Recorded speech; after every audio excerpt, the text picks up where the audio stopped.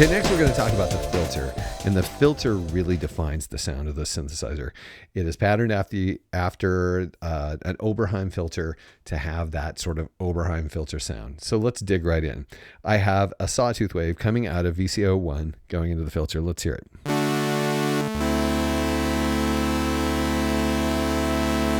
And yes, any cycling you're hearing, that's just because it's analog. It's awesome. Okay. Let's have a listen to this filter. Here, I'm just going to turn the frequency cutoff knob.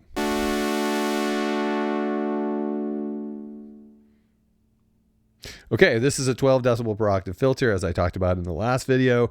And of course, you're still going to hear just a few frequencies that were not entirely attenuated, because the slope of attenuation on a 12 decibel per octave filter is going to leave at least some things not entirely attenuated.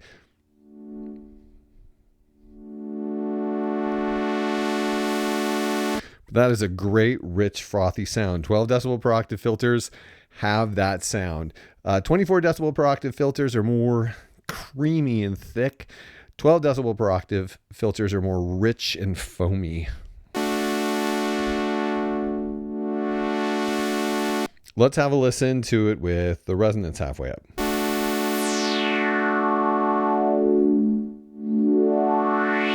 Resonance has a more aggressive and again foamy sound with a 12 decibel per octave filter, especially with this one.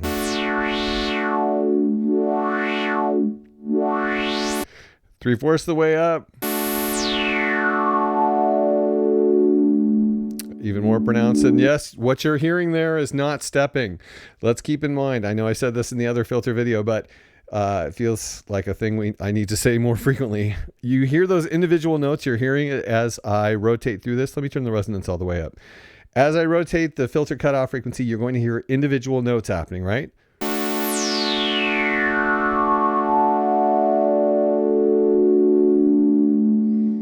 Did you hear how those were specific notes? Those are the notes of the harmonic series.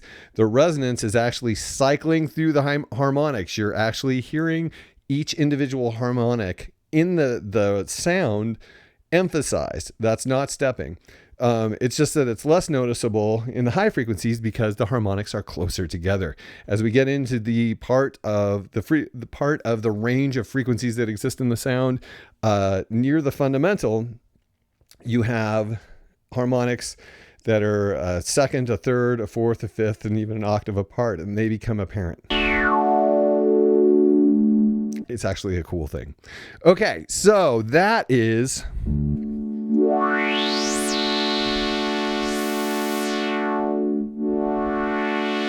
the way this filter sounds. And I gotta say, personally, I think it is a just gorgeous sounding filter.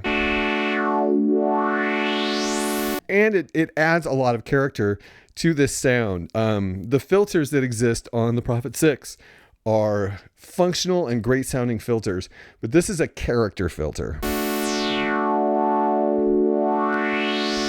Okay, let's give this sound a little more richness to work with.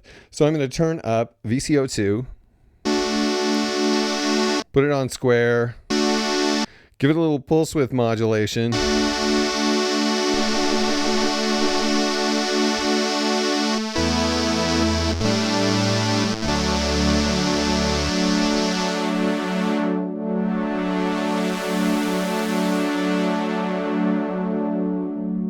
So you can hear kind of a more Oberheim-like rich pad sound, and then how the filter affects it.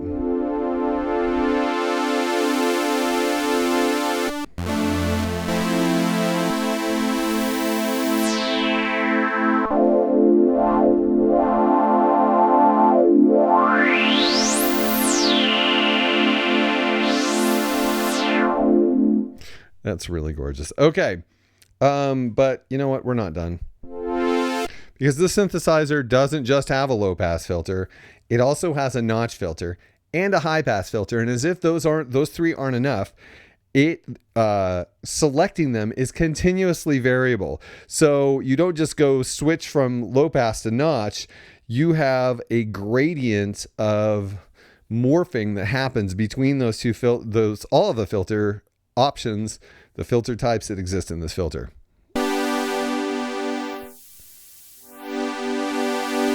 So in the same way that you have a lot of timbre choices that exist between the different continuously variable waveforms in the oscillator, you have different filter types that exist between the standard filter types on the filter. So I'm going to turn the resonance down. Let's have a listen. We've heard the low pass so far. Let's halfway between the low pass and the notch.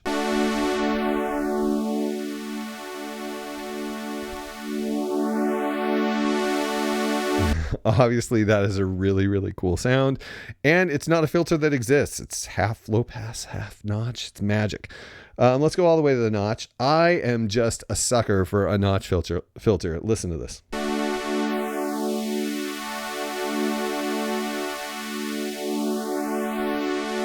That is so cool when you modulate it, which we're going to do. It's just a great sound. Now, of course, when you turn the resonance up on the notch filter, it sort of expands the notch to a point where you don't get the effect as much, or really at all. So you can make it more subtle in that way. But certainly the resonance helps create interesting outcomes when you're between the notch and the other filters. It's halfway between notch and high pass. Let's hear the resonance with that. Like I said, the notch, the resonance with the notch and the high pass creates a really interesting timbre.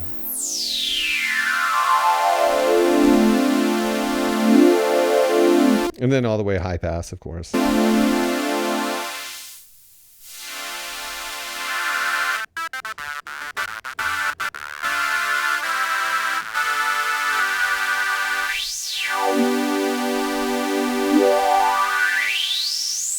Okay, so you have all of those, that infinite amount of different filter types that exist between these three filter types, and we're still not done. Okay, we still have bandpass.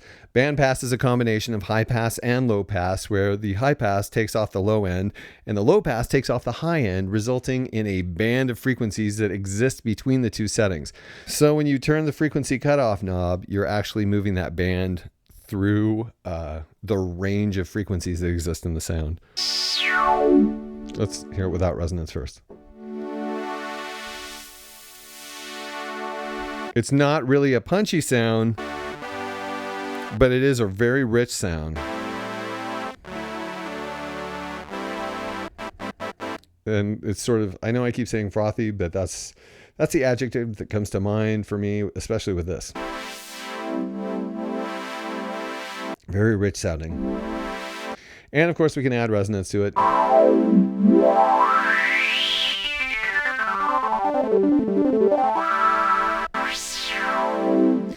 When the bandpass button is engaged, the notch, etc., other filter types are not available. They don't make a difference. But you can see how the character, the rich, delicious character of this filter is going to affect what we hear from all the other different functionalities.